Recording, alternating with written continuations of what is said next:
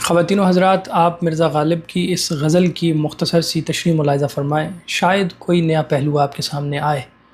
کوئی امید بر نہیں آتی، کوئی صورت نظر نہیں آتی۔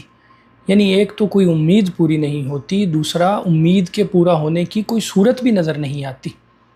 موت کا ایک دن معین ہے، نیند کیوں رات بھر نہیں آتی۔ یعنی موت کا تو ایک دن معین ہے، فکسڈ ہے، وہ اپنے ٹائم پہ آئے گی، لیکن نیند کا تو کوئی ٹائم معین نہیں ہے نا، وہ کیوں نہیں آتی۔ آگے آتی تھی حال دل پہ ہنسی، اب کسی بات پر نہیں آتی۔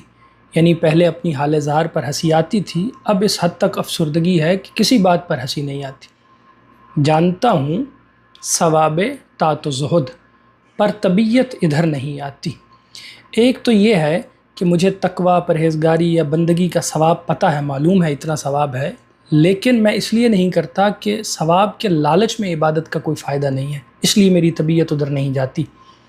دوسرا یہ ہے کہ فطرتاً میری طبیعت زہد یا تقوی کی طرف نہیں جاتی، مجھے اس کے ثواب کا پتہ ہے، لیکن میری طبیعت ادھر نہیں جاتی۔ ہے کچھ ایسی ہی بات جو چپ ہوں، ورنہ کیا بات کر نہیں آتی۔ میں تو اس لیے چپ ہوں کہ تجھے شرمندگی نہ اٹھانی پڑے، ورنہ تجھے لگتا ہے کہ مجھے بات کرنی نہیں آتی۔ کیوں نہ چیخوں کہ یاد کرتے ہیں، میری آواز گر نہیں آتی۔ یعنی انہیں میرے شکوے سے، میری چیخوں سے لطف ملتا ہے، اس لیے میں چیختا ہوں۔ اگر نہ کروں تو انہیں لطف نہیں آئے گا، اور وہ مجھے یاد کرتے ہیں، اس لیے میں مزید فریاد کرتا ہوں۔ داغ دل گر نظر نہیں آتا، بو بھی اے چارہ گر نہیں آتی۔ یعنی اگر نظر نہیں آتا، جس طرح بھنے ہوئے گوشت کی بو آ جاتی ہے، اس طرح تجھے وہ اگر نظر نہیں آ رہا داغ، تو اس کی بو بھی نہیں آ رہی تجھے نظر۔ ہم وہاں ہیں جہاں سے ہم کو بھی کچھ ہماری خبر نہیں آتی۔ ایک بے خودی کی سی کیفیت ہے، ہم خود بھی نہیں جانتے کہ ہم کہاں ہیں۔